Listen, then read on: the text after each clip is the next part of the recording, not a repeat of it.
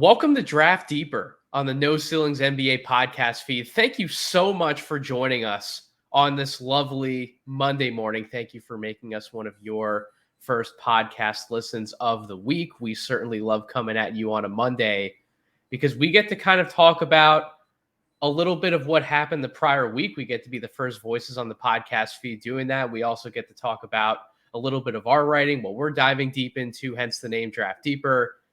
I'm back. My name is Nathan Grubel. You obviously know me as the host of Draft Deeper, but maybe you don't because I've been gone for a little bit. I've been sick. I've been in and out, moving into my new house. So I've been in and out a little bit, but I am the founder of the Draft Deeper podcast, and now that we're on the No Ceilings NBA podcast feed, thank you so much for joining us here in this newer spot. We've been here for a few months, and joining me on tonight's podcast is not Stephen Gillespie. Stephen is dealing with some of the illness that I've been dealing with over the last few weeks. I know Maxwell Baumbach, who is with me tonight, has been dealing with the sickness a little bit, and thankfully, my longtime producer Kevin Black is still here with us tonight as well. So we have three of the four usual team. I feel like we're playing musical chairs. Maxwell, trying to get everybody on a podcast. How you doing tonight? I'm doing as well as I can. I'm doing much better than I was earlier in the week. I still want to apologize to like the video feed people. Like you're going to see me blowing my nose a little bit. But on the plus side, like I think being sick mutes a little bit of the Chicago accent. So we can, that's a good thing. I might sound a little less nasally for a change. So we'll take it. We'll take it. You got to take the good with the bad. We have mute buttons for a reason. So that's perfectly fine. Exactly. And Maxwell's looking clean shaven tonight. If you're watching the video version of this podcast, this man is looking sharp. He is ready for a bomb podcast episode. Are you ready to dive into what I think to be a few fun players, some top names, right? One intriguing name who we didn't expect to be in this conversation, but some top names. Are you excited for this episode? I'm really excited. We're gonna get to kind of focus in on a couple guys a little bit, and they're all really interesting players with like big ramifications. Like everyone that we're going to talk about tonight is a very important piece of the 2023 draft. But they're still kind of, I think, out of sight, out of mind in some senses between injury, just being a late riser in the process. Like these are still guys that haven't been covered to death and haven't been talked about and are still under the radar, even though like these are first round names. So I'm really excited to go through this list. So normally what we do here on Draft Deeper, in case you are relatively new coming in year 2023 listening to the podcast, normally we're covering what I write about on a weekly basis, which is my morning dunk column in which I go over last week's events. I try and hit on the big storylines related to the NBA draft. I'll give you some stock updates. I'll give you some games to watch.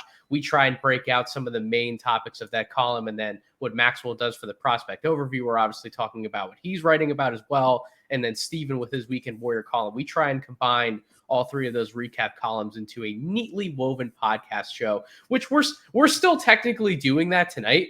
But because Maxwell and I have been in and out of the action, we haven't really gotten a chance to talk about what we wrote about last week. So that's really what we're going to be focusing on in this episode. If anyone's eager to hear me babble on about my morning dunk column coming out this week in podcast form, trust me, that's coming. You're going to hear a lot of me on the No Ceilings NBA podcast feed this week. I pray to God that you do not get sick and tired of hearing my voice on this podcast feed. That's all I'll say about that. But like I said, we're going to rewind a little bit. So what I wrote about coming into the new year, I wanted to kick off 2023 with a bang. And I was kind of looking, Maxwell, at some of the names that we haven't really written about in detail. And there was a big one that jumped out to me, and it was Nick Smith Jr. So Nick Smith Jr., the Arkansas guard, 6'5" guard, he has been in and out this season, right? He started off the year with a preseason injury. Then he came back. He played 5 games. Really, the sample size that you and I would want to focus on is about 3 games worth. Yeah. And then he's out again. He's trying to recover a little bit from right knee soreness. I believe they're quote unquote load managing that injury. The latest details we actually got today, the day that we're recording this on January 8th, Jeff Goodman put out a tweet saying that I believe he's recovering in Los Angeles right now, right, Maxwell? I got the city? Yep, it was Los Angeles, and I believe they said that he's likely out for January, but like they're hoping for February even? Was that they are. What they were saying? So I think the tail end of Jeff Goodman's tweet is that if he's 100%, they want to bring him back in February. So his season may very well not be done. But I also put this column together thinking that if we only have these 3 true games to go off of for film purposes, right? What did we learn? What can we take away?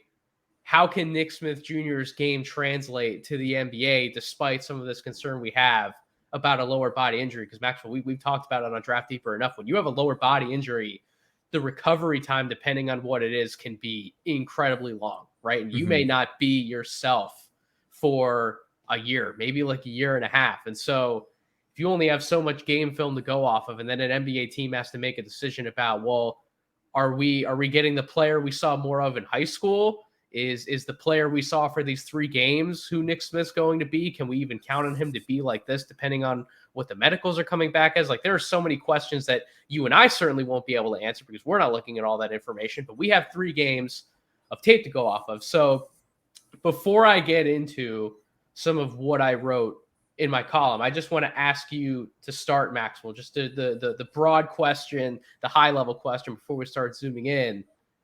What did you get to take away from him in those 3 games that we have on film right now? Do you view them as positive? Do you view them as negative? Or did they really not change your outlook on him as a prospect? Yeah, he kind of stayed where I had him. Okay. It was a pretty neutral experience for me. I know that you all come here for the piping hot takes, and that's what No Ceilings is all about now. To be honest, we really don't do the piping hot takes. No. We keep it measured. Yeah, exactly. That's why I think people like No Ceilings, is that we're not takesmen here at That's right. No Ceilings. So I think there were some things that I expected. Like defensively, like he tracks the ball well, like knows where his man and the ball are. Not the most exciting defender. Guys can get through his chest a little bit because he's not super strong. Not a guy who pressures the rim a ton offensively, but he was better there than I expected him to be. Because if you watch some of those high school all-star games, like when there was a ton of other length on the court, he kind of struggled with that in a lot of instances. So even though he wasn't getting there all the time, I thought the fact that, again, like you can blame part of that on the lower body injury.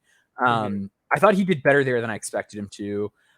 His release is really quick. He has some shiftiness to him, really confident from long range, keeps his head up for teammates, moves it quick when need be, great eyes for the corners. Like, just generally kind of what I expected. I would say the big surprises to me were that he did as well as he did at the rim. And I think he shot it a little more poorly, especially like off the dribble, than I expected. I thought that would be kind of a little further along, and I thought the finishing would be quite a bit behind what it was, even though he didn't get to the rim a ton. So he didn't really get into this, I'm the superstar point guard, I'm going to take over the offense, I'm going to do every possible thing for Arkansas. We didn't see that type of guard. What we saw over those 3 games was a more complimentary player, right? Somebody who was willing to play off the ball, who was willing to do the little things. He'd catch and drive, catch and shoot. And his offensive attack was a little more simplified than I think everybody would have wanted to see. But what I found, Maxwell, I went back and I watched those 3 games. I looked at the tape to write the column. I actually came away positively encouraged. If this is the player we're going to get in terms of Nick Smith jumping into the NBA, at least right away in his rookie season, I feel pretty good compared to what I thought I would feel about the type of player that we're getting, because I think the touch is real.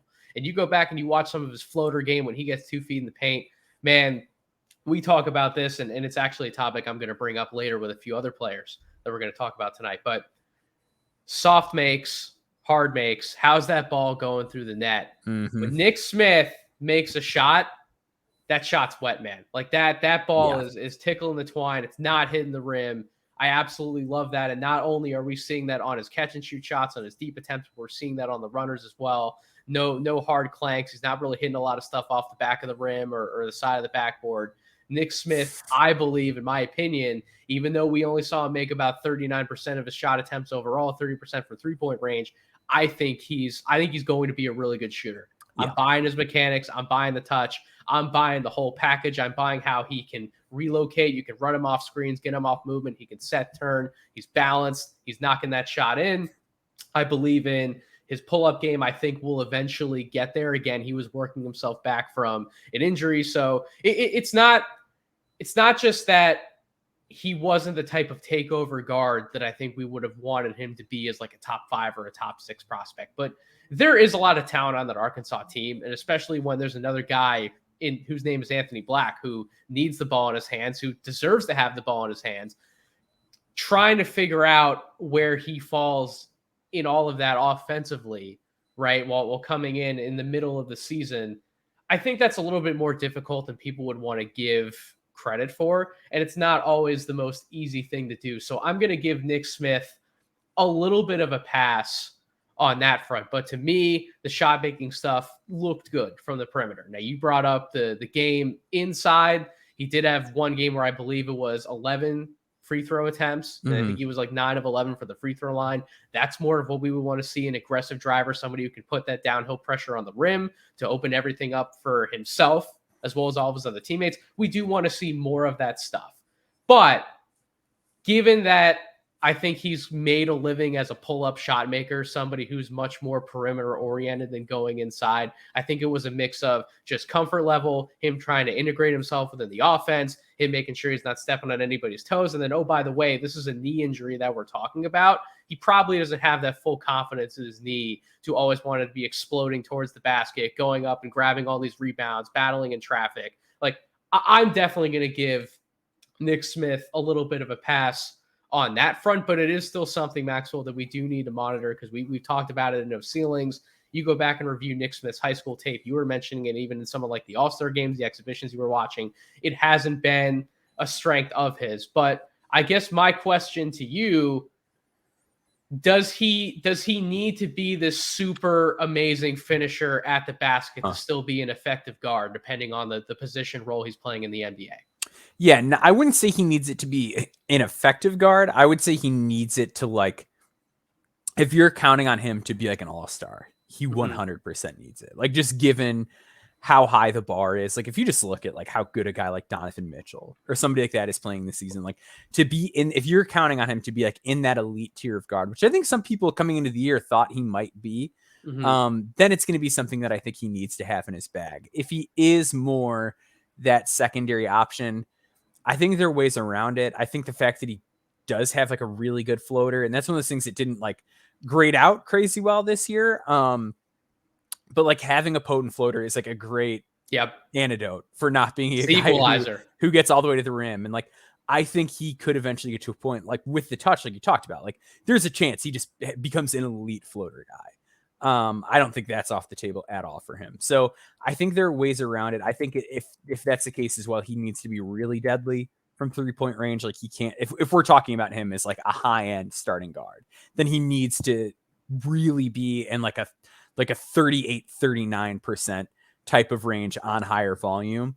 If you're talking about him in that echelon, if the rim finishing isn't there. So I think he can get away with it, but like the floater really needs to be there. The outside shooting really needs to be there. If you're talking about him in that type of echelon, which is what I think teams are hoping for when you're drafting, like regardless of what a top 7 pick typically turns into, like drafting at 7, you're not usually getting an all-star. But that's what teams and fan bases expect a lot of times when they're drafting a guy there. So to get that kind of outcome, that's what we're looking at.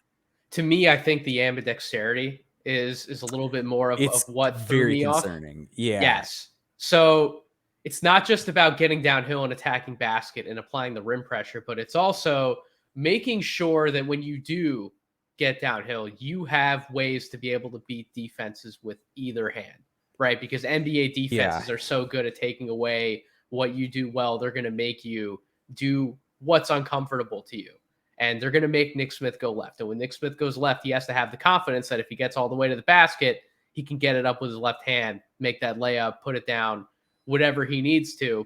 Or he needs to be comfortable with pulling up, going left, as opposed to just kind of coming off a screen, going right, fading to his right. He needs to have that other part to his game there, which to me, that was the more concerning thing with what I saw on the tape. Like I highlighted in my column, for example, there was a play where he caught the ball on the left wing, had a post up on a guard. He could have absolutely faked that guy out, went to his left. And I think the big man helping probably would have also been faked out and would have expected him to be going right. And he probably would have had that left completely open. He would have been able to turn, bank that shot in from the left side. Instead, he turns to the right side, goes to this now heavily contested floater.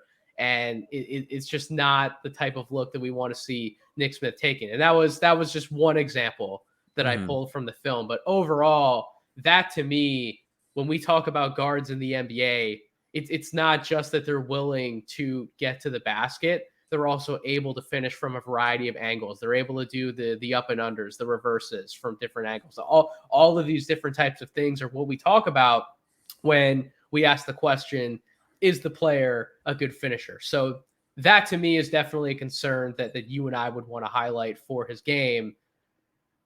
I do want to bring it back to a positive, though, that I found. I actually was encouraged by some of the passing that I saw. I agree. I have always been like way higher in his passing than I feel like. Because I think we have people on the No Selling Screw that like don't view him as a point guard.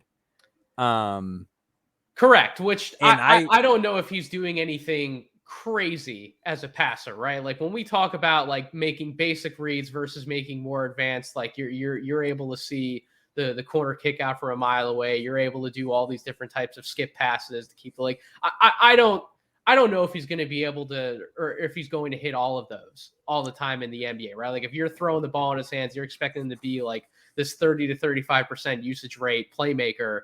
I'm not sure that that's the type of role that you would want him to have, but as a secondary creator, like you talked about, right? Like bring him into a pick and roll action.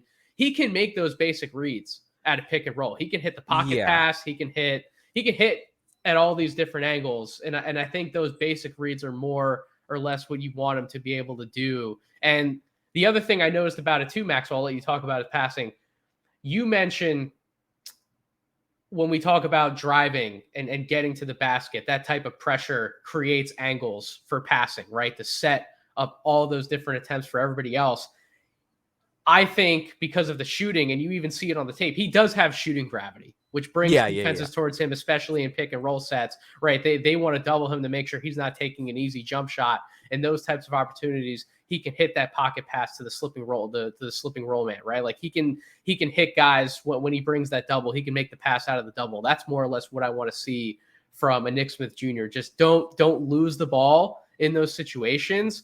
Make enough shots to open up the rest of that pick and roll game. When the double comes, hit the guy that you're supposed to, and bam, done. Clean offensive possession, walk away with the 2 points or whatever it is. So that's what I'm encouraged about, that I saw those things from him.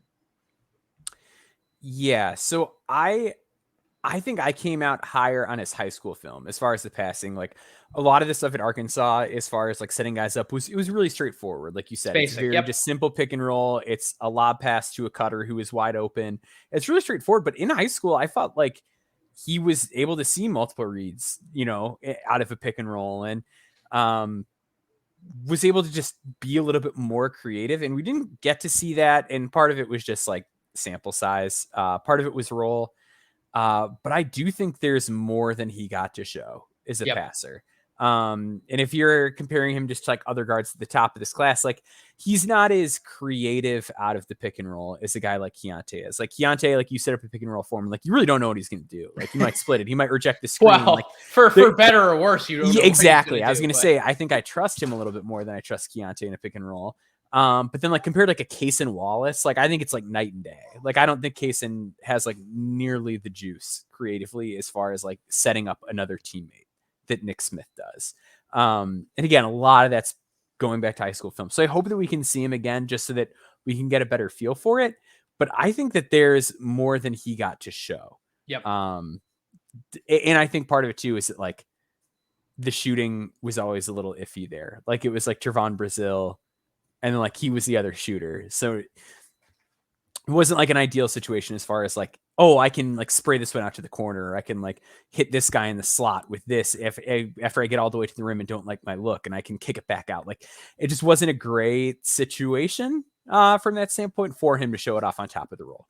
I'm glad you brought that up though, Maxwell, because that might be a point that you can touch on as well. When we were talking earlier in the year about Anthony Black, we were concerned about what type of shooter is he going to be? How is he going to be able to space the floor? This team was in dire need of shooting. Now you lose Brazile. Now you have Anthony Black, who I think he's been better than we expected, but he's Way still better, technically yeah. As far as the shooting, yeah. He's still technically a streaky shooter, though, to an Yeah. extent, right? Like Ricky Council is a streaky shooter. He's much more Yeah. baked inside the arc than he is outside of it. So when we talk about Nick Smith and everything that he might do when he doesn't get 2 feet in the paint, he's also really not being asked to be that kind of player, though. They kind of need him on the outside, do they not, to take advantage of the spacing that he provides. They need him to be that catch and shoot guy for when Anthony Black does break down the defense, when he gets an opportunity to get one of those driving lanes and then he has to kick it out. Anthony Black needs somebody to kick it out, right? Oh boy, Maxwell's got to do daddy duties. No worries. But yeah, with Nick Smith, like, he's kind of forced to be on the perimeter, and they need him to be able to take advantage of those opportunities when he gets the ball and he's able to catch and shoot, knock it down. They don't always need him being the guy to put all the pressure on the rim. They have Council to do that. They have Anthony Black to be able to do that. When Jordan Walsh has it going, for better or worse, sometimes he has it going, sometimes he doesn't. He's certainly been inconsistent this year, but he's another guy they want to have cutting. They want to get him involved in some post-up actions. They want him being able to score around the basket. So I think Nick Smith, for all that we talk about, the at-rim stuff, the rebounding, some of those issues, I definitely think that Nick Smith's role on this Arkansas team should be taken with a grain of salt and put in a better context. That's really what I would say about that. But overall, we can talk about the outside shooting. We can talk about the passing. Mm-hmm. I actually came away pleasantly surprised with some of the defense as well. He wasn't perfect on that side of the ball, but defensively, I think on the ball, I think he sits in a good stance. I think he can certainly move his feet. He can keep up with guys on the perimeter. I think more of his defensive shortcomings, and it can even come back to some of the finishing inside, I think it might be body related. He's a big guard. He's frail. He needs to put on muscle. He needs to put on a little bulk, a little weight. But I think when we look at him as an on-ball defender at the point of attack, and what I think he could be potentially, when we look at his shooting ability, his ability to score from certainly those two levels, that mid-range, that pull-up, that floater when he gets 2 feet in the paint, the catch and shoot three-point, his ability to hit three-point shots off the dribble, which you and I would believe, I think eventually will get there for him. We start piecing together this really interesting type of guard who you can throw some comparisons in there to somebody like a Bradley Beal if he hits like his absolute upside. And to me, that's a valuable player to make a bet on. Now, obviously, I'm not making a bet on him over any number of Victor Scoot, both the Thompson twins. I'm still holding on to some of the Cam Whitmore stock, and you're not going to talk about him a little bit later in this show. But when we put him in a conversation with guys like Brandon Miller, with guys like Cason Wallace and Jarris Walker and Keontae George, like, I think Nick Smith is firmly in that conversation, regardless of what else we're going to see this year, whether he plays more games and whether he doesn't. And the last line before I kind of let you finish off any other thoughts on Nick Smith, I put this in my column. Sometimes making the bet on that player, if the tape checks out, is worth it. Just ask the Cleveland Cavaliers if they're happy with the Darius Garland pick a few drafts ago. And that thought is really what inspired me to write the column in the first place, because I believe in what I saw on the high school tape. I initially, when I first started watching him, Maxwell, I wasn't enthused, but I dug in more and more, and I realized, like, this guy could be an absolutely lethal shooter from the outside. If more of that passing touch comes along, the defense comes along, like, this guy is going to be a legit 1 or 2, projected more as like a combo guard in the NBA for years to come, more in that like Bradley Beal mold. I'm trusting that regardless of whether he plays 3 games, 5 games, 10 games, if this 3-game sample size is all we get, I'm buying on what I saw prior and not just putting everything into the fact that he didn't get enough opportunities this year. And I'm going to make that Darius Garland type of bet on Nick Smith, and I'm still going to have him inside my top 10. And I don't know how you still feel about his ranking on your board, but that's kind of where I'm at.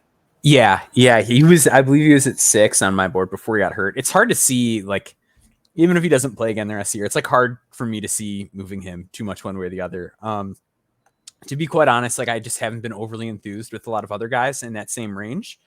I don't see a lot of like gigantic upside in a lot of people in that part of the draft. So for me, it's like I still kind of see it in Smith because the finishing to me was encouraging.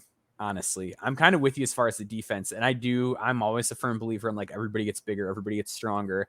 I think especially if he's going to be covering ones, like I'm not that worried about it in the long term. Like if he for some reason needs to be a 2 long term, maybe that's a little trickier. But yeah, I like, to me, the flaws just aren't that severe, and he still offers a lot of other really good stuff that I think the floor is honestly kind of safe on him. And like when you're betting in that range, like he's one of the few guys that has, I feel like a solid, stable floor, combined with like some real shot at good upside because I believe in the playmaking as much as I do.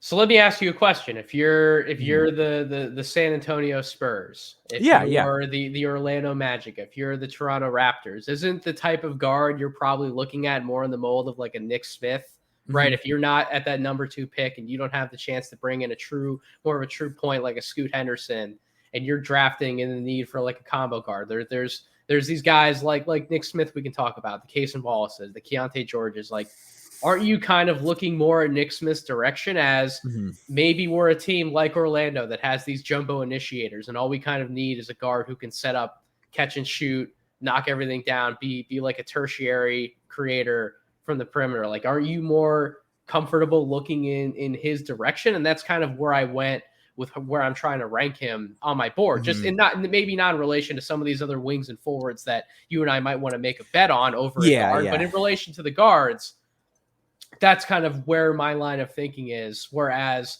I don't think Nick Smith needs the ball in his hands all the time to be effective. Even though I went back and I moved Nick Smith closer on my board to where Keontae George is, because we had that fun conversation in our No Ceilings group chat, and I kind of saw where Corey and some of the other guys were going with it. Keontae, the more I'm seeing it, the more I think he does need the ball in his hands. You need to let Keontae cook. I'm not sure that I'm projecting him in the same type of off-ball role that I could project Nick Smith as. And that's really because with Keontae, I'm not buying all the same off-ball shooting stuff that I would with like a Nick Smith. I'm just not buying his shooting stroke as much. And I kind of felt that way before the year started. And then those first few games came in, he got really hot. And now we've seen over a much larger sample size as the year has gone on, that outside shot has really been streaky, man. But he's had some really good pull-up stuff, right? When he's been able to go either direction inside the arc, he's been getting to the free throw line. He's been able to finish some through contact. Like, he's been a better 2-point scorer than I think I probably would have projected him as early on. I thought he was much more perimeter oriented, like a 3-point gunner. He's kind of showed me the opposite as he's been at Baylor. And I think he's actually been a really, really fun, tough shot maker inside the arc. With Nick Smith, I can project him, in my opinion, to be a clear off-ball guy. I don't think he needs the ball in his hands all the time. He's got to set everything up, dribble, let him cook. And so I would much rather, if I'm looking for a guard towards the top of the draft, other than Scoot Henderson, obviously, maybe I'm leaning more in the direction of somebody like a Nick Smith and some of those other guards. Yeah. So that's just kind of where I'm at to wrap up the topic. I'm in a similar place. To me, though, like, Smith is like a pretty clear cut above like the other guards. Like, I think if you buy like the playmaking upside at all, like everything else is there. Like, I don't think he's ever going to be like an all-world defender, but like, I don't love Keontae defensively. Cason is very good defensively, but like, just is not like a real pick and roll scorer. He's just very complimentary on offense, which is fine, like for the range that I think he's projected to go in at this point.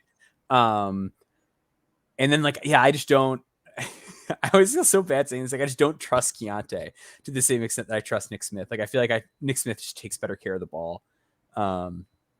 So that's kind of where I'm at. I think he's got a little bit more upside, and he's a little bit more natural of a playmaker and lead guard. Where are you at? Like, just like a quick temperature check with Cason Wallace nowadays. Like, because in person, I was at the Garden. I probably you were down on him when I was like the most into him that I've been.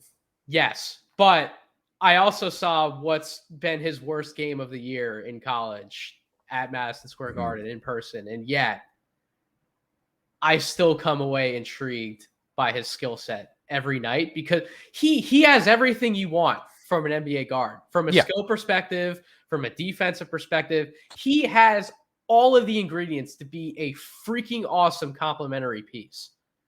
we just don't see him more often than not be like that top option that I think we want him to be. But this Kentucky team has also been really bad. Like I'm not a fan. We talk about with Kentucky, with Duke, with Villanova. Like some of these teams are just really freaking bad and not giving these prospects or doing them any favors to be able to succeed and show what they might be able to do early on at the next level. So like we talk about like the Kentucky thing with guards. Mm-hmm. That might be coming out tenfold with Case and Wallace. But it's also like the NBA. Why this entire Kentucky situation was so predictable, because like every year, like, well, no, you have to give some extra credit to the Kentucky guards because their offense is always so bad. Like the coaching and playing the offense, it's just so bad that you have to give them extra credit. And it's like, oh man, the Kentucky offense is brutal this year. It's like, yeah, this is what happens every year. But he doesn't have anybody to bail him out. He's got what? Oscar Tshiebwe down low for a post up if he can actually make the entry pass. Like that's it. It's that, or it's give it to Severe Wheeler to dribble 17 times. Those are your two options. Like and late clock, Antonio Reeves has been bad. Like this is not. That one bums me out. It's like he was an Illinois State guy, so yeah, that's what he gets for not letting me see him at Redbird Arena this season and transferring out. But yeah, the Antonio Reeves thing is a bummer. But yeah, I think that with Kaysen, I am like late lottery, maybe just behind that. I think like realistically, if you put a gun to my head, like if I put him 15th on a board, like he's going to be better than that many players in the draft. But it just like upside wise, I don't want to say he's not an unexciting player. Like the defense is wildly exciting. Like he is a special defensive player. He can shoot off the catch. I think he's like a good decision maker. Like he doesn't do dumb stuff with the ball at all. Very good at the simple stuff. There's just not much beyond that at all. And he's not like a real threat as an off the dribble scorer. Like he does it efficiently, but it's not like, oh God, if I go under the screen, like Kaysen Wallace is going to light me up from three. Like he doesn't have that same type of like gusto is an off the ball scorer. It's funny. You're not 100% afraid of him getting to his spots. Like you don't think he has the type of burst to get to a spot in a certain situation. But the funny thing about Kaysen though is that when he is in that spot, he has the floater touch to be able to knock something down. He can finish around the basket. He can get to a pull-up shot. He can hit the 3-point shot. He's actually been really effective. I think he's been like 50% from 3-point range over a certain like X number of games. Like he's been a much better shooter outside of a few stinkers than I think we might give him credit for. But he's not pronounced in his offensive game, I guess is what we will say. Like he can put up like 16 to 18 points in a game, and it will be some of the quietest 16 to 18 you've seen from any of these like top shelf, top 15, top 20 prospects. Yeah, like the only game where it was like, oh man, like Kaysen Wallace is cooking on offense was against it was Florida A&M. It was like the one game where it was like, oh man, like he really did some stuff off the dribble. Like that's like the one game where he did that, and it's Florida A&M.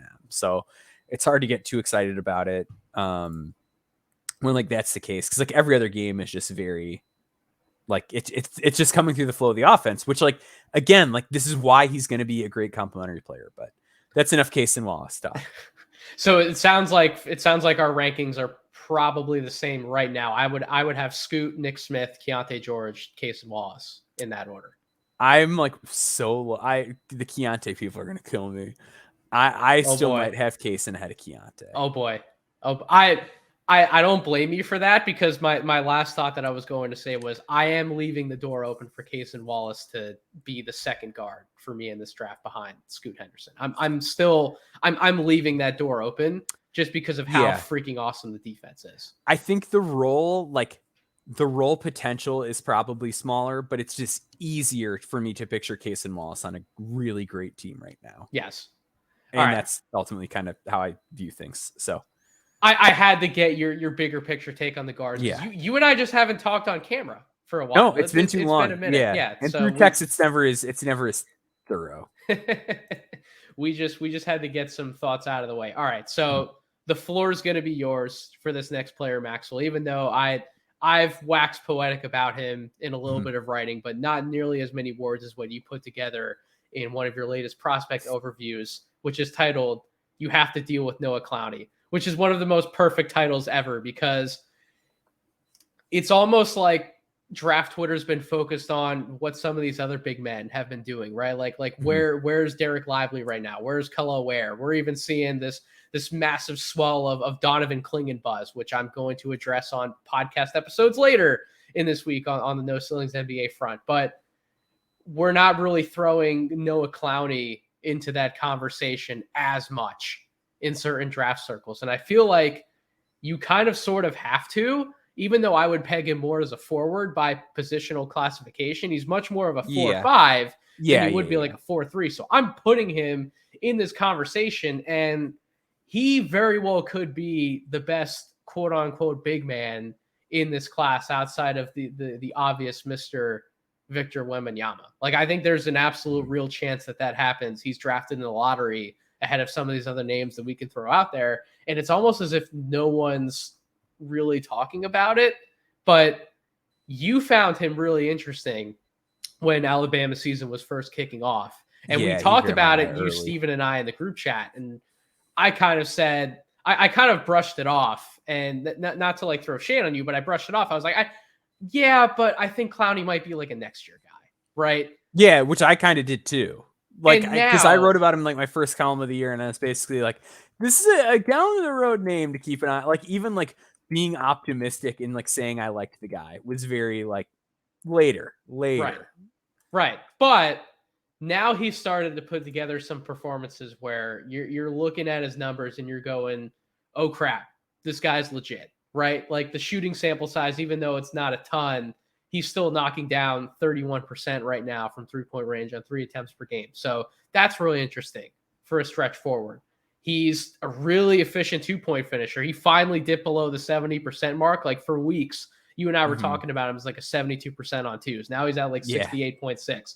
He's still blocking 1.3 shots per game, 9.6 points per game, 8.5 rebounds, and 18.9 PER for a freshman forward who we didn't know what we were getting, right? We didn't know how much Alabama was going to turn to him either.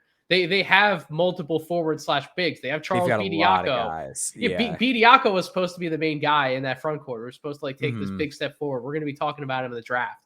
Yet here comes Noah Clowney, this super fascinating 6'10" forward who moves like a wing out there, who can cover a lot of ground on defense, who can block shots, who can hit perimeter shots, who finishes effectively in certain role situations. And you start to put this full package together. I know you're going to break down your column and podcast form. I want you to, because you took a really fascinating writing angle that I wasn't expecting, as you always do. But yeah. Why should people be having to quote unquote deal with Noah Clowney? Yeah, because he's here and he's like not going away. Like it's just one of those things where like I think a lot of times early on in the year, like guys start hot.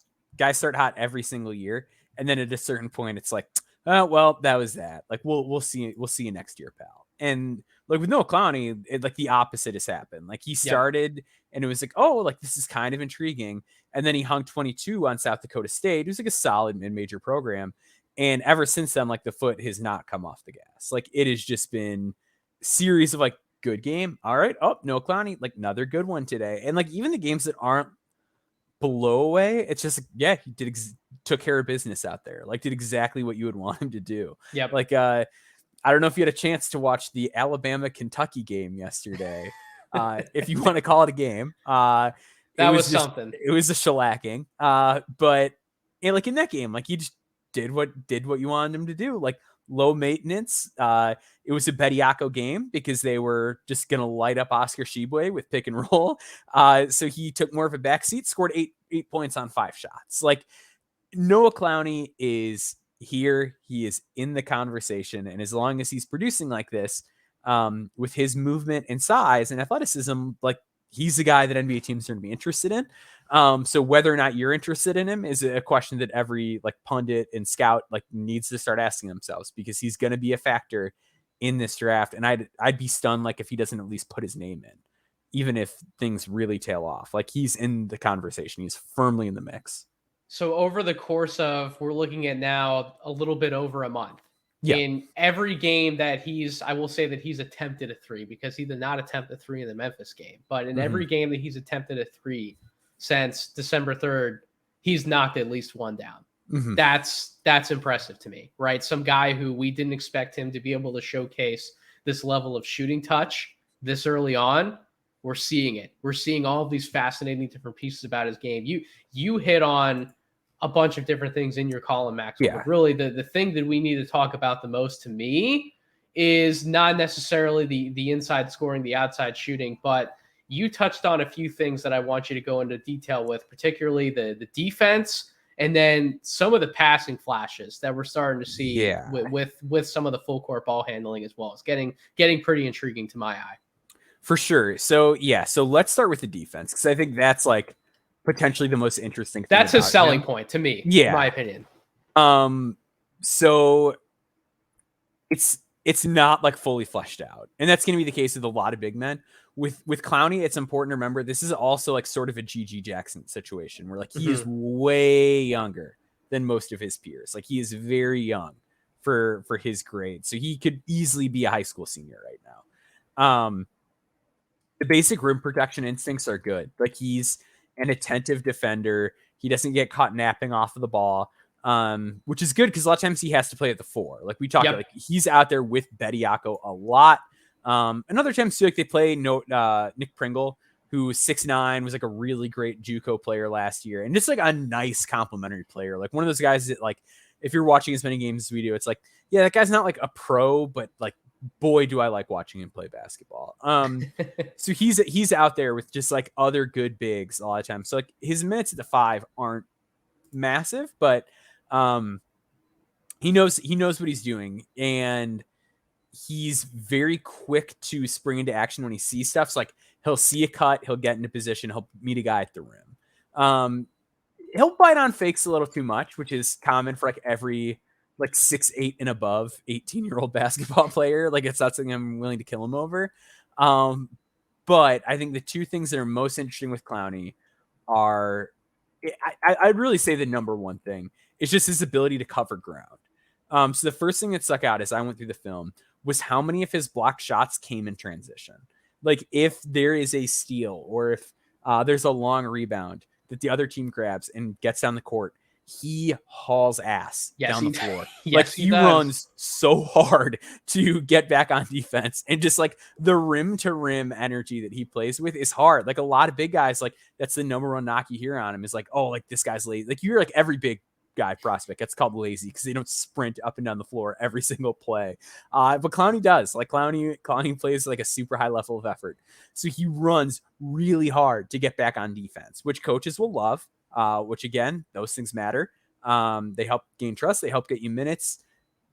Getting minutes helps teams just keep giving you a chance. And then the other area where the covering ground helps is on the perimeter. So there's one play that I clipped from I believe it was from the Houston game, where he gets so lost defensively.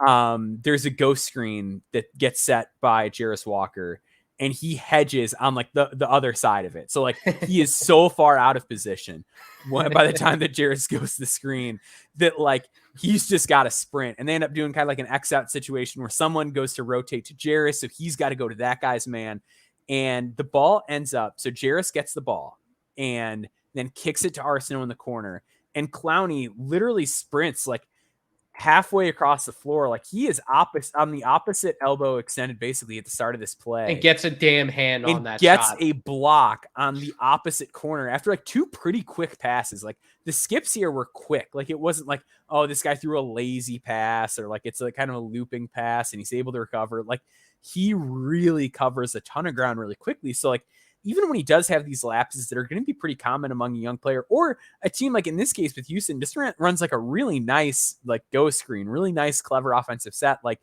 the motor and physical tools allow him to get back into plays, even if something happens where he takes himself out of them.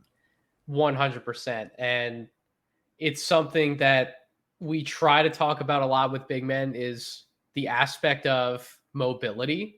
Right? We want these guys mobile enough to be able to cover a certain amount of ground, right? If they're not going to be this deep drop coverage big who defenses are scheming to funnel opposing players into constantly, like a Walker Kessler or Rudy Gobert, or throw X big man out there who would traditionally be that deep drop type of big, a Brook Lopez. If you're not that type of big man, you need to have some switchability in your game, which Noah Clowney checks that box. You need to be able to cover ground. You need to be able to contest shots from all different positions on the floor. The way that he moves, the way that he runs Maxwell, when you pointed out that play, and when I go back and I watch that clip and he gets that block, you know who that reminds me of? And I'm not making the direct comparison. I'm intrigued. I don't want to That's guess. Okay. that Evan Mobley type of shit that everybody Yeah, loved when he yeah, was coming yeah. out of the draft. That ability to, he just runs the floor like a freaking wing, and he's able to make that type of recovery and get a hand on the ball. That's the type of stuff that Mobley did in college, where everyone's like, he could be this transcendent type of defensive big man to where we cannot let him fall out of the top three. Now, their offensive games are I think worlds apart is a little harsh to my man Noah Clowney, but certainly they're not. They're not close. Yeah, like they're not close right now. So and I would say the other thing that like Mobley was a lot better at was just like staying in front when switched on to smaller guys. Yeah. Like Clowney can do it, but it's just not consistent yet. Like sometimes he's a little too upright. Other times, like he play, like I call it like playing hunchy, where like he doesn't have bend in his knees. He's just kind of like leaning forward a little bit. And like a lot of big guys are guilty of that. And like that's how they end up getting beat. And like Mobley was way better about just like getting into a stance and not letting guys by him. Right. And yeah, Mobley sits in a stance better than Clowney. It's not just like, it's not the one-on-one type of stuff, but it's the ground coverage. It's the ability to be able to do it if he's called upon. And then when guys do challenge him at the basket, man, he's stronger than you think. Right, like he's listed, He's listed what, 6'10", 210 pounds. He plays much stronger than that, though. For a guy who's as young as he is, like you pointed out. Yeah, like he fouls like a good amount, but like a lot of like young freshman big. So would a lot of other 6'10" lanky forwards who are getting challenged by older college players. Yeah, it's usually like those type of guys that like you look up like how many times they foul per 40 minutes, and it's like 6.5 or like some just like wild number. Where like with Clowney, it's 4.1. Like it's like okay, yeah, he's fouling out there, but it's not like like he just can't help himself. Like guys bump into him and he caves his chest and his arms come down and he gets called for it. Like he's ahead of schedule in that sense. Right. Like he's not weak with how he plays defensively. So like you want any big man to sit around like 3 fouls, right? Like that's probably like that's a reasonable number to work with. So if you just look through the box scores, I can count out 4 games out of 14 where he had 4 or more fouls, right? So that's for a freshman who, again, we didn't expect him to be getting the type of playing time that he is right now. That's pretty freaking good. And you just put together all the different things that lead to the upside. You commented in your column, you really think he could be this modern type of big man that everybody's looking for in the NBA. Do you think he's going to be one of these guys who needs a center next to him full time in his career, not just like early on? Do you think eventually he becomes more of like a 5-man? Do you think he's going to be one of these more modern, you've even talked about it on this podcast, one of these more modern, bigger 4s, right? That NBA teams are now starting to buy into. Is that really what he is in the NBA? He really needs to shoot it if he's going to be that. Like, I think the idealized version of Noah Clowney is a 5. Like, I think ideally hope that like, because he's so young and he's already pretty strong, that like the frame fills out and you can run him as your 5. Because I think like right now the ball skills just aren't there. Like the ball gets knocked out of his hands a lot. Like that's like the number one cause of his turnovers. 1 to 2 assist to turnover ratio right now, and like that's how he loses the ball. So like if he is going to be a 5, like he needs to get stronger with the ball. But also like that happens to him on the perimeter quite a bit as well, and like that's a little bit more disastrous. Just it's like a worse live ball turnover situation when that happens at the 3-point line versus when it happens under your basket. And like, yeah, like he's fine if he's attacking in a straight line, but he doesn't have like a ton of dribble craft. Like he'll grab and go on occasion and things like that, but he's not a guy who can really like break somebody down off the dribble or do anything like interesting at all to get his own look at this stage. So to me, like the most interesting version of Noah Clowney is a 5. I think he like kind of has to be a 4 out of the gate. So like, that's like the scary thing to me is like, if the shot regresses, is he going to be able to get the playing time? Yeah. Then what? Like, cause he's a really efficient finisher right now, but like the volume on it isn't crazy. And it's mostly off of like cuts. Like it's a lot of just like, I see an opening. I'm cutting hard. If you get me the ball, like anywhere inside the elbow. I can take off from really far away, go up with authority. He's been a good roll man, though. He's in the 73rd percentile in roll finishes. So yeah, so that's, he can do pick and roll. He can cut. Like, it's really basic stuff for the most part.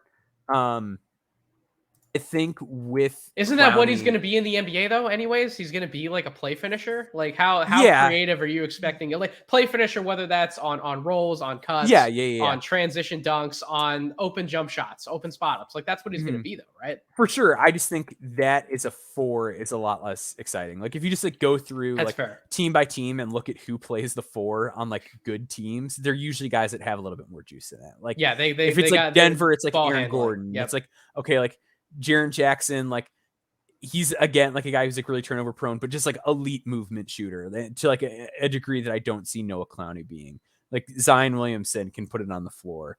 Dallas, like their 4s are more like play finisher types, but even like I don't know, like a guy like Christian Wood who like can play a lot of minutes there, like has some creative juice. Maxi Kleber, yeah, I mean like him and Powell are both kind of straightforward. So like there's teams where he can get away with it, but I think in a lot of situations, if he's gonna be a 4, like it would benefit him a lot more to have those ball skills if you're like hoping that he's a starter.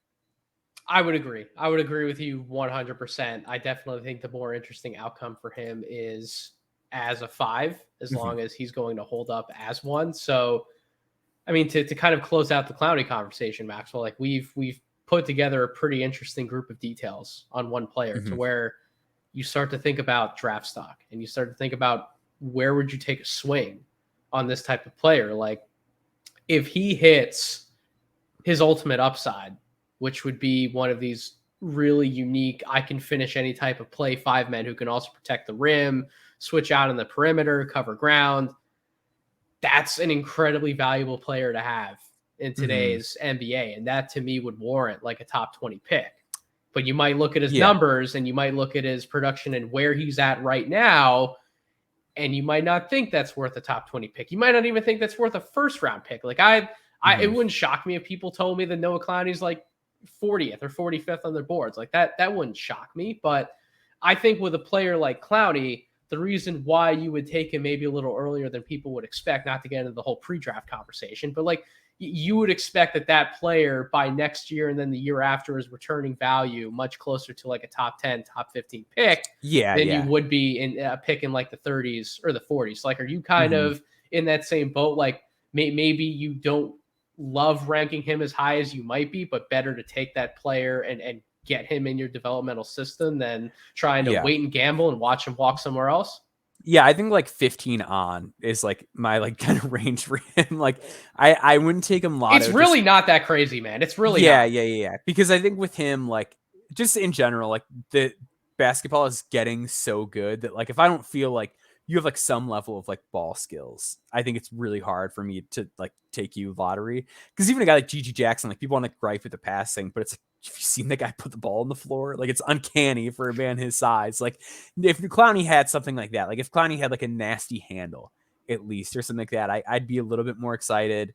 The passing's just not that consistent. So like even at his age, I'm still just a little leery of going like that far into the pool with him.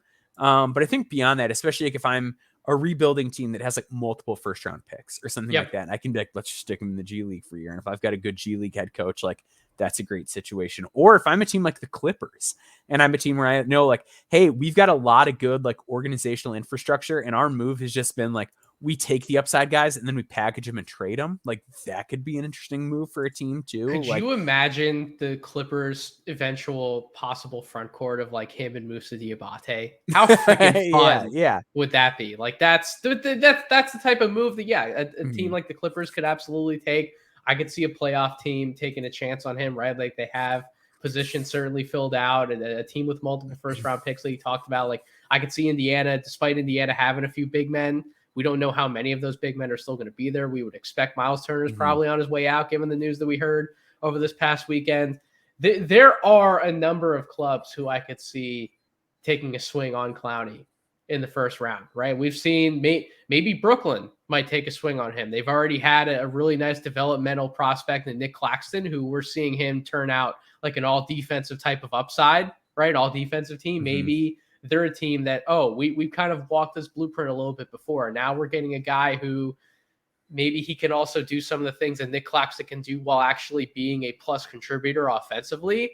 Maybe that's the type of guy we want to bring into our developmental system. They're the Memphis Grizzlies. They love freaking taking on players like a Noah Clowney type. Like there are multiple different avenues to where he could end up being drafted in the first round. So I don't feel bad about ranking him there at all. To me, he's a top 25 guy, and I don't see that changing, particularly in the near future. So that was our conversation around what we wrote about this past week. We can dig into a little bit about what happened much more recently, aka on Saturday, Maxwell. There were a number of awesome prospect games that took place. I texted the group chat.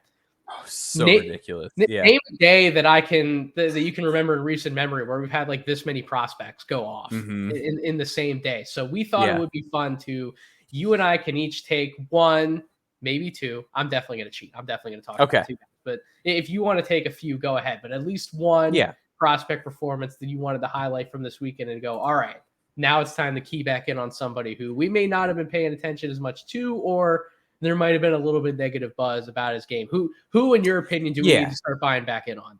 Cam Whitmore. Because this is like on me, because like in my same like Noah Clowney column, like I felt like I was like really hard on him and Amen Thompson. And like I meant what I said. I'll stick by it. But yeah, I think Cam has been like inconsistent out of the gate, but this was the first game where it felt like, oh, he's moving like Cam Whitmore, the game against Xavier. Like he was doing way better laterally in terms of just like immediate on ball, like reaction time, and just like sticking with guys too, like walling off, staying in front of players like Colby Jones and things like that. His like mismatch ability, like getting like Nunji on him and then just like burning him and getting to the basket, showing off speed with his cutting. Like it looked like what I expected Cam Whitmore to look like before we knew that he was dealing with an injury. That first step quickness is back. That second step bounce is back. He was just so active and engaged as a cutter again. But defensively was like the biggest thing, where it was like, oh no, like, is he just actually a slow defender, or is it still like injury? What is it? Like, I wrote in my column about how like he fell down a bunch of times in that game last weekend, and like he's still kind of clumsy, dude. Like it's weird. Even on some of his finishes, he's like flying like halfway across the court on some of his layups, and I'm like, dude, how is this even happening? I have something I wanted to ask you about that, because you're much more of a body guy. Okay, than I am, because you've actually gone through your own physical transformation. Yeah. He just seems incredibly top heavy. How do you fix that? How do you honestly go about fixing something like that?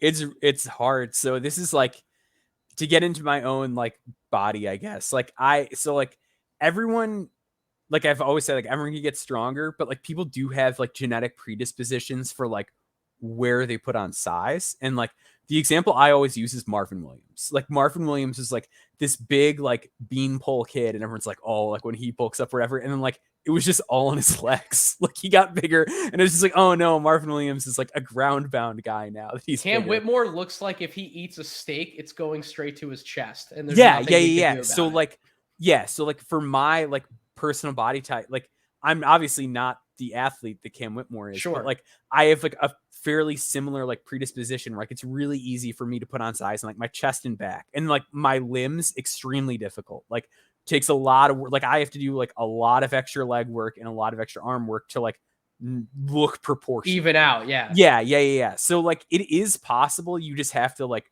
really focus on it and like be deliberate about it and be aware of it. It's like it's doable. Because I don't think he's too slow footed. I actually think his feet are fine. I think it's more so he's just trying to not move incorrectly to where he's falling down or he's like off balance. And he can't bring himself back up. And it's really fascinating to watch.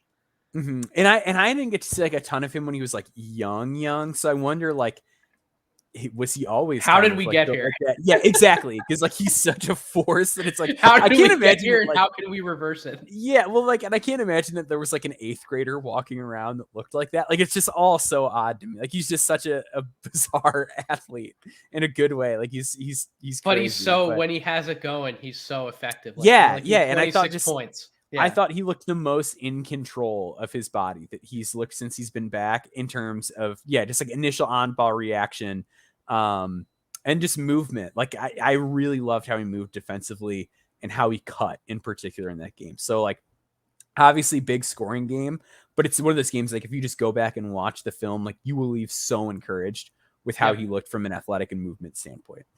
Yep, and to an extent, I also have a similar player who we want. Once upon a time, I projected him inside of the top 5 on my board, and I had to drop him. I would still have him in like a late lottery range, but Tariq Whitehead would be one of my call outs from Duke, who had a standout performance against Boston College. 18 points, 3 rebounds, 2 assists, but it was the shooting. It was 6 of 12 from the field overall, 4 of 8 from 3-point range. Maxwell, he looks so much better shooting from deep in that game. And his form has been a little wonky at the start of the year, which is to be expected, right? Like his lower body was probably always going to be a little wonky coming back from a lower body injury.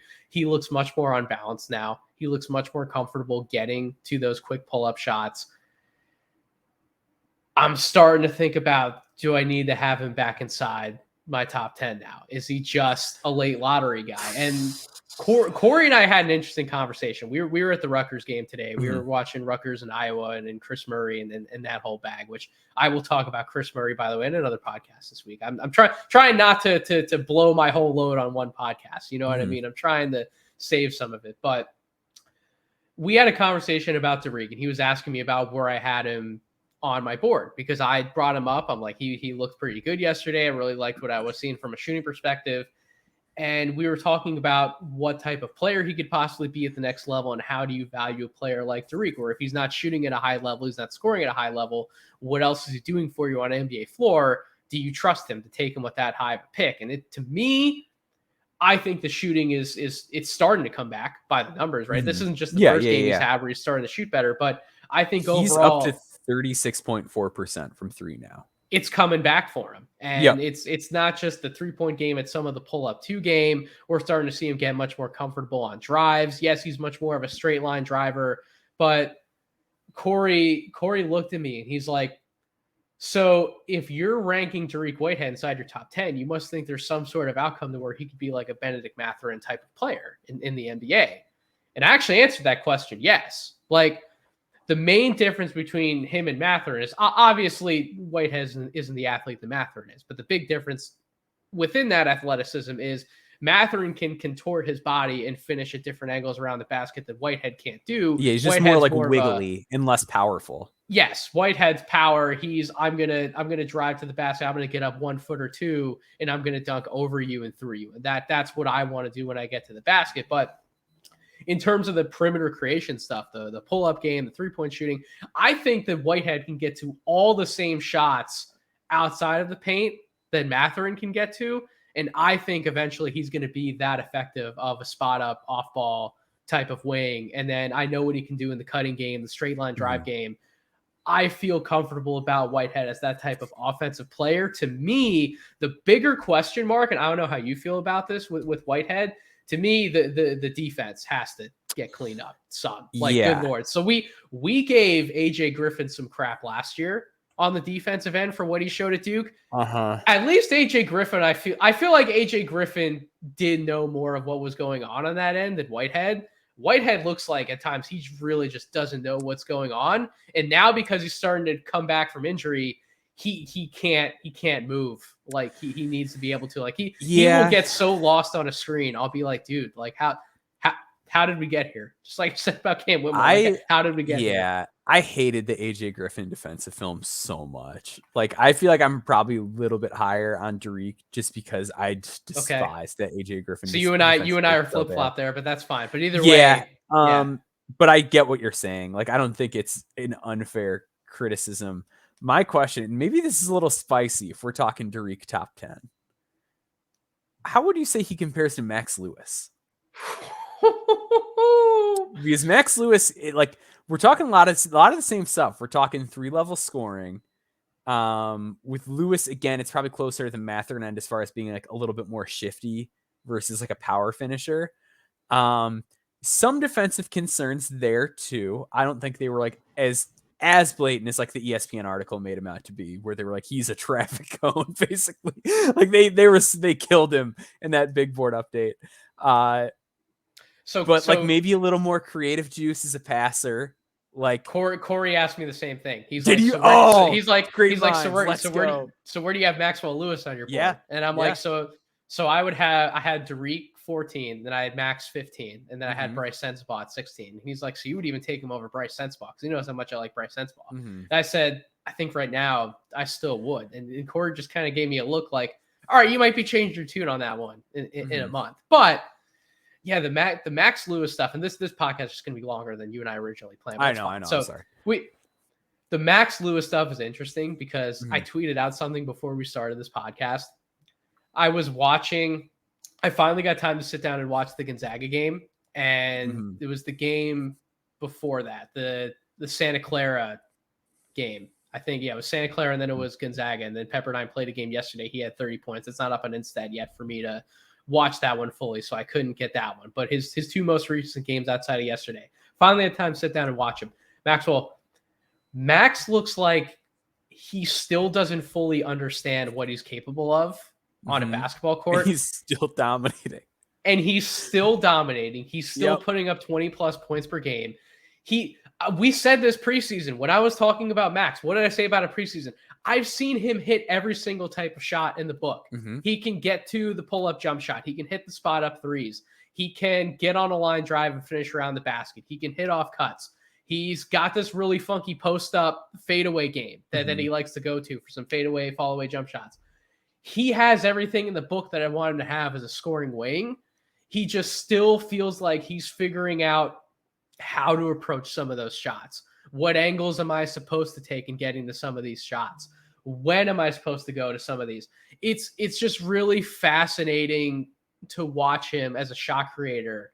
And then as a guy who's trying to pass out of some of those shots and set up other guys, especially when he's out in the break, trying to make the right passes in transition. And then some of the defensive stuff, he doesn't look like he fully knows what he's doing yet, but that's so fascinating to me because when he does get into his pull-up shot, like he looks comfortable doing it though, man. He doesn't look out of place. So it's this really weird balance. And some of you might be listening to this podcast and you're like, Nate, you just contradicted yourself. You said he looks like he doesn't know what he's doing, but yet he looks comfortable in doing what he's doing. I know, like, I don't know how to process it. No, it's bizarre. That was like my whole thing last year was like, this is like the smoothest guy with the ball that's this size in college hoops. And also like he is traveling every 3 seconds. It's like, well, how can he be smooth with the ball and it's like, he's got to watch some of those freaking elbows, man. That he keep those elbows down, Max. Calm down, bud. Yeah, those are like killing his like turnover rate. Yes. So and if you're like, well, in like age and this and that, like read my column about him, understand the developmental context that took place here. Like a lot of this was out of his hand. He is very, very young in terms of basketball years and experience in high level competition and had like 0 prep time. Like literally went from having not played 5-on-5 like basketball basically at all for a few years to then like you're playing basketball like 8 games into the season. You've been airdropped onto the Pepperdine roster. Like he is very, very young in terms of basketball years. So miss me with the age criticism of Max Lewis. Yeah. This race between all these wings, right. In this lottery type range, like Jet Howard, like Derek Whitehead, like Max Lewis, Bryce Sensabaugh. It's going to be really fascinating. It's so fun. I love it. They're all balling out at the same time. And then, oh, by the way, another guard / wing that we could throw into the mix. My last performance I wanted to highlight. Do it. Maxwell, your boy Jalen Hood-Schifino is balling the frick out. Love it. Over the last 4 games. So since Indiana's game against Kentucky, where he only shot 18% from the field, 17 points against Elon. I think Kennesaw was 18 points. Iowa, 21 points. And now today against Northwestern, 33 points on 70% from the field, 71% from 3-point range. It's not just the fact that he's putting up points and he's being more efficient, and now he's Seems like outside of the Iowa game, he's getting more pick and roll opportunities too. Again, it's not just the numbers being put up, Maxwell, but I want you to comment on this too. It's how he's getting the points that he is. This pull-up shooter that I thought he could be, dream freaking realized, because that's who he's been, particularly in these last 4 games. I've loved every single second of it. Jalen Hood-Schifino making the comeback, saying, screw you, Nate, for dropping me down to like 31 on your big board. He was 31 on mine too. Yeah. You got to move me back up, brother. So yeah, talk to me about what you've seen from Jalen on the tape.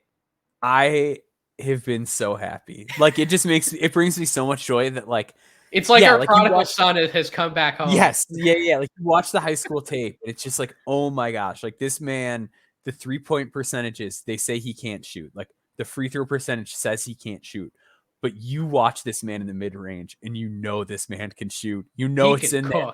And like, you really believe, like, I really believed, I was like, at some point, like, this guy's going to be an okay shooter. And now it's like, oh, he is taking 3.5 threes per game, and he's hitting 43.2% of them. Like, I'm so excited between that, like, the playmaking stuff, the heads up stuff, the way he's looking off these passes. He's so deceptive with it. Like, everything about Jalen Hood-Schifino that I've wanted to see is there. I think the one concern still, and I hate to like bring us all down back to earth a little bit, 0 dunks on the year still for Jalen Hood-Schifino and 0 blocks. He still looks very average athletically out there. And that's like a big, I think I feel like I missed like before the season. Like, I didn't think he was like a great athlete or anything.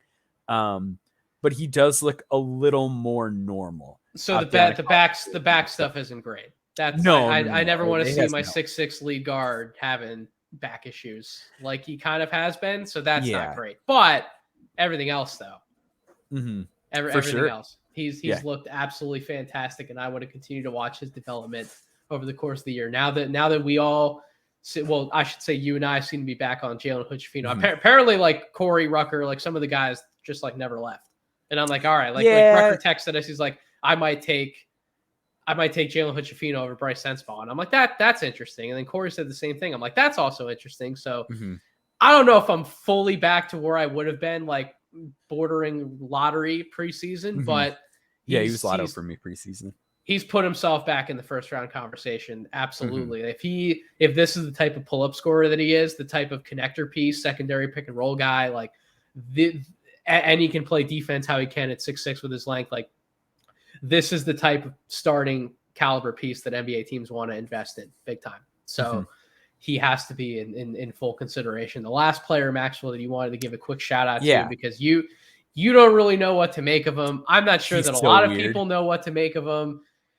Jalen Pickett, we want to talk about some of these performances for Penn State today. I mean, what did he drop today? He had, I was trying to look up his box score right now. He had, why can't I pull it up? ESPN's not working. I think it was like 26, 9, and 8 or something along those lines. And this dude's like almost averaging a triple-double on the year. 17 points, 8 rebounds, 7 assists. Really, really funky player, funky scorer. Funky is excellent in the pick and roll, though. Scoring out of the pick and roll, 96th percentile. You do love to see that. What have you noticed about Jalen Pickett as you've dug into some more tape on some sleepers this week? He is just bizarre. Like, he is such a strange player that you watch him, and it's one of those things where it's like, at a certain point, like, you've got to make a production bet. And like, whether that's like in the draft, like probably more likely it's like a 2-way or an undrafted signee, given that he is a graduate player. Like, it's weird. So if you're unfamiliar, Jalen Pickett, 6'4" graduate player at Penn State. 17.5 points, 7.5 rebounds, basically 7.5 assists. Averages 1.3 steals and 0.6 blocks. One of the most just like in tune defenders that you could watch. Like, you watch him guard on the ball, like really good at that. But you watch him just anytime he's playing defense off the ball, like, he is exactly where you would want him to be standing at any given time. Like, if you just watch him when he's weak side or anything like that, like, you're never like, I wish he was like 1 inch further to the left or 1 inch further to the right. Like, he knows exactly where to be. Really well timed with like help digs and things like that. Just really magnificent on that side of the floor. Offensively, the game is odd because ultimately, like, the list of guards in the NBA that can't shoot is really small. And Jalen Pickett is only taking 3.5 threes per game, and he's making 30.6% of them. That's a problem. Yeah, so his career number is 34.6, but that was boosted at Siena early in his career. And in 2 seasons at Penn State, he is quite a bit below that. So he's around 30% this year, was 32% last year. A lot of his scoring is just like bizarre. It is the Colin Gillespie, I'm going to post up a guard. I'm going to penetrate out of a pick and roll. And like, I'm going to act like I'm about to do the Steve Nash and dribble around, like around the basket. Oh, actually, just kidding. I now have you in the post again. Like, it's a lot of just like, wait a minute. How did he get this guy in the post? Why is this happening? And then he just scores on guys. Like he just makes it happen. Yeah, exactly. Yeah, it is the most just like, well, he gets it done, like type of game of anybody in college basketball. And yeah, like if you just like look at the numbers, it's like, yep, that's an NBA guy. And then you think about it, it's like he's 6'4", he can't shoot. Like it's odd. It is a puzzling, thrilling watch anytime Jalen Pickett's on a basketball court. I'm telling you, he's gonna have some sort of opportunity in the NBA, and I think there's a real chance that he sticks somewhere. Not that like he's gonna be like a major rotation piece, but like I think he can, because a as you highlighted, he just makes shit happen. B, he knows what he's doing out there. He can run a professional offense. As we talked about, he is one of the better pick and roll guards that we have in college this year. But like, what NBA teams run pick and roll offense through a guard that can't shoot, other than like the Lakers and Hornets? Like the Lakers run it with Ross at times, like when he's in, and then like Dennis Smith is like not a great shooter, but like gets to run some stuff for the Hornets. Like, right. Who are the other guards that get that? We're talking about like an end of bench guy, but like but those are like elite athletes. Like the guys that are guards that can't shoot tend to be like really high level athletes, and like Jalen Pickett isn't that. He's funky. So like and like that thing is just like, what is he without the ball in his hands? But like at a certain point, like you have to look at these numbers and be like, well, somebody's got to give him a chance. Somebody's got to give him a chance. I don't know. All I'm saying is it's not impossible for him to stick around. Is he more likely like an overseas guy? Like probably. Is it impossible though for him to be like a G League guy? Like actually, I think that's probably, if I had to bet like where he ends up within like 2-3 years, it's probably he's sticking around the G League versus overseas. But he's just a fun name to really keep an eye on because of the type of production he's put up at Penn State this year. You mentioned he's had an interesting career going from Siena to Penn State, so he's certainly traveled. He's taken his lumps, but he's making it all work for a team that's winning more games. I think that you and I would have probably picked Penn State to win before the season. Like they're already at 11 wins or 11-5. And between him and Lundy and Funk and some of these interesting prospects that they have, there's a few guys down the bench like Mahaffey, who I think he's interesting. That dude defends. That Najee too. Their center is like really interesting and like can kind of shoot a little bit. He's got the Yannick Noza like over twitchiness thing. Like he plays like he just like chugged 8 cups of coffee before getting on the court. But they're getting Kerry Booth next year too, if I'm not mistaken. Like, Penn State's building something. They're trying. I definitely have to make a trip out to Happy Valley. Yeah, interesting. Come for the Nick Smith and the Noah Clowney talk. Stay for the Penn State team breakdown. But that's going to do it for this episode of Draft Deeper. Certainly, thank you all so much for listening to this episode of the podcast and for supporting the No Ceilings platform in general. If you are not subscribed to this podcast, I don't know what you're doing at this point. We're giving you draft content on a podcast feed Monday through Friday. No Ceilings NBA. If you're not subscribed to the Substack, NoCeilingsNBA.com, we're giving you written draft content, full-length draft content, Monday through Friday. Come check us out. Come join us. Come party. We love to have fun talking about the draft, talking about prospects. I even do some NBA rookie coverage from time to time. I have a rookie rank coming out at some point. I think I'm going to mix it up a little bit with the type of content in that rookie rank, but that's going to be coming out within the next few weeks. Maxwell and I, we're pumping out columns every single Monday and Tuesday, respectively. You're finding Draft Deeper on this feed every Monday. We are consistent. We're credible. We like to have fun. We're here. And I just really appreciate all the support that we keep getting on this platform. So thank you so much. But along with subscribing, please make sure, rate the show, like the show, give us some reviews, give us some feedback, talk to us. We're pleasant people. We love hearing from our fans, from our audience. If you have any takes you want to throw at us, just hit us up on social media. You can find me on Twitter at Draft Deeper. You can find Maxwell on Twitter at Boundboards. hit us up, talk to us. We're always tweeting. We're always doing fun stuff on social media, talking about the film we're watching, posting clips, the whole 9 yards. So come hang out with us. Thank you again for showing the support you do for No Ceiling. Subscribe everywhere you can. And until we meet again on this podcast feed, I hope you all have a wonderful rest of your week. Thank you so much.